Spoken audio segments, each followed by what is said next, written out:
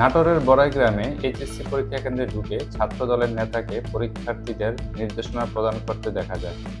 একই সময় কক্ষ পরিদর্শক পরীক্ষার্থীদের মধ্যে উত্তরপত্র বিতরণ করছেন।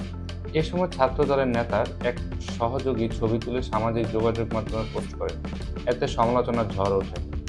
আজ বৃহস্পতিবার উপজেলার বনপাড়া কলেজ কেন্দ্রের ২০৫ নম্বর কক্ষে এই ঘটনা ঘটে। এ ঘটনায় কেন্দ্র সচিব ও কলেজের ভারপ্রাপ্ত অধ্যক্ষ কুহিনুর খাতুনকে শোকজ করা হয়েছে। একই সঙ্গে ওই কক্ষে পরিদর্শকের দায়িত্বে থাকা ৪ শিক্ষককে অব্যাহতি দেওয়া হয়েছে।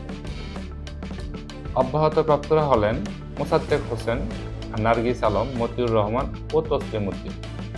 অভিযুক্ত ব্যক্তির নাম রাকিব সরদার। তিনি ছাত্রদলের বনপাড়া শহর শাখার যুগ্ম আহ্বায়ক এবং বনপাড়া পৌর বিএনপির সাবেক সদস্য সচিব সর্দার রফিকের ছেলে। প্রত্যক্ষদর্শী সূত্রে জানা যায়, এইচএসসি পরীক্ষা চলাকালীন শুধু পরীক্ষার্থী ও দায়িত্বপ্রাপ্ত শিক্ষক কর্মকর্তাদের কেন্দ্র প্রবেশের নির্দেশনা রয়েছে। একই সঙ্গে পরীক্ষা কেন্দ্রে ১০০ গজের মধ্যে ১৪০ ধারা জারি করা হয়েছে। এ সময় ছাত্রদল নেতা রাকিব সরদার ১৪০ ধারা ভঙ্গ করে তার সহযোগী সহ কেন্দ্রে প্রবেশ করে বিভিন্ন কক্ষে গিয়ে পরীক্ষার্থীদের নির্দেশনা অবৈ দিতে থাকেন। সবশেষে ২০৫ নম্বর কক্ষে গিয়ে তিনি স্মার্টফোন দিয়ে নিজের ছবি তুলে ফেসবুকে পোস্ট করেন। অথচ কোনোভাবেই পরীক্ষা কেন্দ্রে স্মার্টফোন অনুমোদিত নয়।